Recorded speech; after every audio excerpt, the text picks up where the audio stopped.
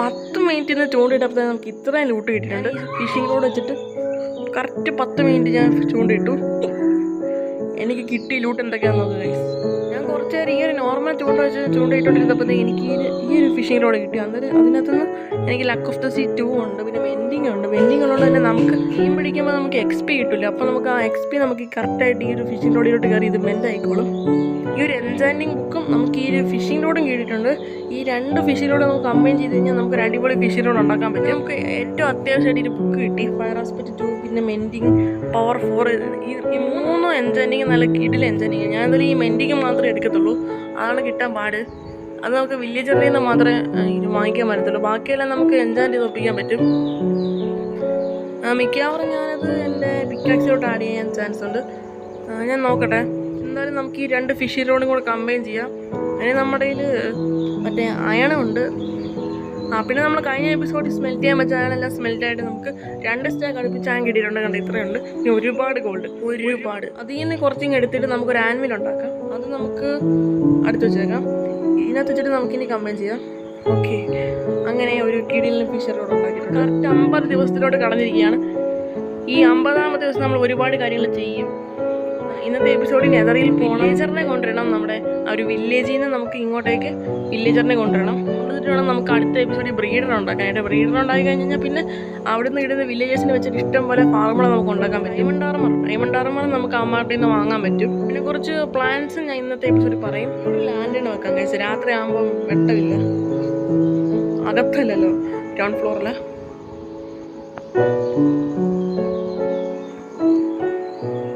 ലാൻഡേണില്ലേ ഇവിടെ? 2 ഉണ്ട്. ഒരെണ്ണം നമുക്ക് എടുത്തിട്ട് അവിടെ കൊണ്ടുവെക്കാം. ഒരെണ്ണം ഇവിടെ ഇരിക്കട്ടെ. ഓക്കെ, എൻ്റെ കയ്യിരിക്കുന്ന എല്ലാ സാധനവും ഹോട്ട് ബാറിന്ന് മാറ്റി ഫുഡ് മാത്രം കൈ പിടിച്ച്, ഫുഡും ഈ ഒരു ഫിഷ് റോഡും പിടിച്ചിട്ടാണ് ഞാൻ ഒരു 10 മിനിറ്റ് ഇവിടെ നിന്ന് ചൂണ്ടിയിട്ട്. അപ്പോൾ തന്നെ എനിക്ക് ഇത്രയും ലൂട്ട് കിട്ടിയായിരുന്നു. പിന്നെ എനിക്ക് 2 നോഡ്ലെസ് എല്ലാം കിട്ടി. ലേതർ ഫിഷ് അതൊക്കെ ഞാൻ പിന്നെ എടുത്തോളാം. ഫിഷ് എന്തായാലും നമുക്ക് കുക്ക് ചെയ്ത് കഴിക്കാം. പക്ഷേ ഞാൻ പെട്ടെന്ന് തന്നെ ഗോൾഡൻ ക്യാരറ്റൊക്കെ ഉണ്ടാക്കുമല്ല, ഞാൻ ട്രേഡ് ചെയ്യും മറ്റേ വില്ലേജറിൻ്റെ കയ്യിൽ നിന്ന്. നമുക്ക് ആദ്യം തന്നെ നെതറിലോട്ട് പോകാനുള്ള പണി തുടങ്ങും. ആദ്യം എനിക്ക് കിട്ടിയ അയണെല്ലാം, മിച്ചം വന്ന അയണെല്ലാം ഞാൻ എന്താ പെട്ടിക്കാൻ വെച്ചിട്ടുണ്ട്. ഇനി ഫിഷിംഗ് റോഡ് നമുക്ക് ഈ ഒരു പെട്ടിക്കകത്ത് തന്നെ വെച്ചേക്കാം. പിന്നെ ഇവിടെ ഒരു പെട്ടി കൊണ്ട് വെച്ച് ഫിഷ് ചെയ്യുന്ന ഐറ്റംസ് വെക്കാനായിട്ട് വെള്ളത്തിനടിയിൽ. പിന്നെ ഈ പെട്ടിക്കകത്തുണ്ട് ഒരു ഷെല്ല്. എനിക്ക് മറ്റേ വില്ലേജിൽ നിന്നാണ് ഇത്ര ഒബ്സിഡിയൻ കിട്ടിയത്. 1ാമത്തെ എപ്പിസോഡിൽ നിങ്ങൾക്ക് കാണിച്ചു തന്നല്ലോ. പ്രിൻ്റ് എടുത്തില്ല, അതോടെ എടുത്തിട്ട് വരാം.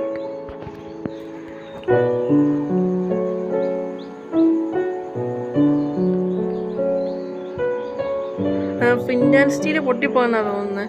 എന്തായാലും ഈ ഒരു ഫയർ ചാർജ് എടുക്കാം. ഇത് നമുക്ക് കത്തിക്കാൻ പറ്റുമല്ലോ. ഞാൻ എന്തായാലും ആ കേവിനകത്ത് ഉണ്ടാക്കാൻ പോകുന്നു. ഈ ഒരു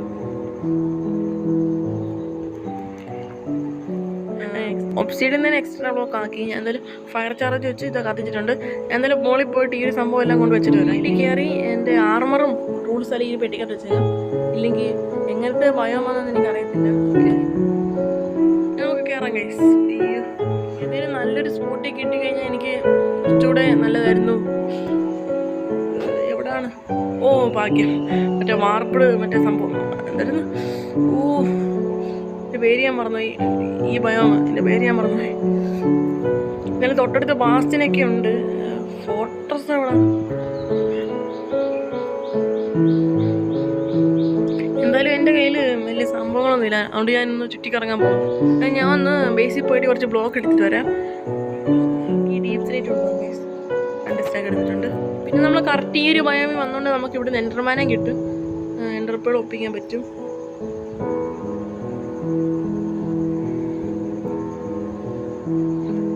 നമുക്കിങ്ങനെ ബ്രിഡ്ജ് വെച്ചിട്ട് പോകാം ഗൈസ്.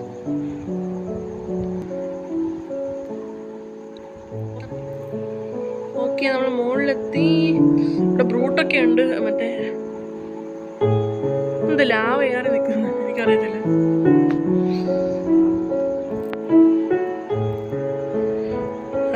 നമ്മൾ കറക്റ്റായിട്ട് തന്നെ ഗോൾഡ് ബ്ലോക്കിൻ്റെ അടുത്ത് തന്നെ വന്ന്. ഓക്കെ, ഫോർട്രസ് കാണുന്നില്ല. നമുക്ക് ഫോർട്രസ് ആണ് ഏറ്റവും അത്യാവശ്യം വേണ്ടത്. ഈ ഒരു ബാസ്റ്റ്യനൊക്കെ അത്യാവശ്യം. പിന്നെ നമുക്ക് ബാസ്റ്റ്യം ചത്ത് അങ്ങനെ 2 സ്റ്റാക്ക് ഡീപ് സ്ലൈറ്റും പോയി, എൻ്റെ മറ്റേ ഇതും പോയി, ഷീൽഡും പോയി ഗൈസ്. ഓക്കെ,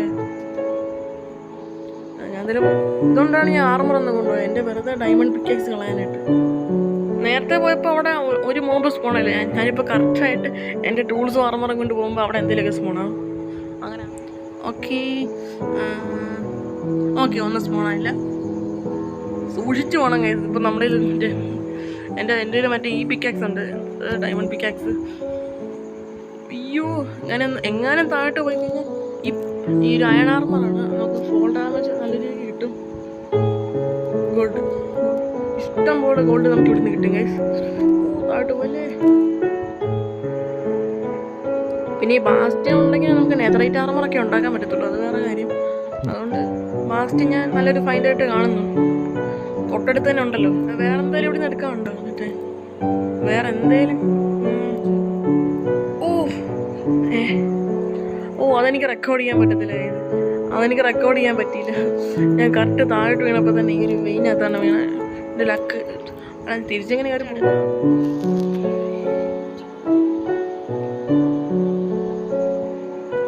ഓക്കെ, ഇനി നമുക്ക് തിരിച്ച് വീട്ടിൽ പോകാം.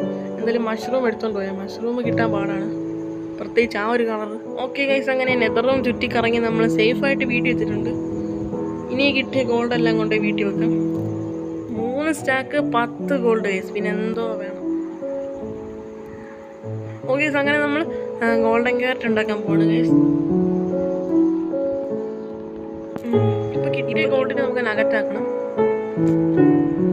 ഓക്കെ, 8 സ്റ്റാക്ക് ഉണ്ടാക്കിയിട്ടുണ്ട്. ഇനി നമുക്ക് 1 സ്റ്റാക്ക് ഗോൾഡൻ ക്യാരറ്റ് ഉണ്ടാക്കാൻ പറ്റുമെന്നാണ് എനിക്ക് തോന്നുന്നത്. അതെ, ഉണ്ടാക്കാൻ പറ്റും.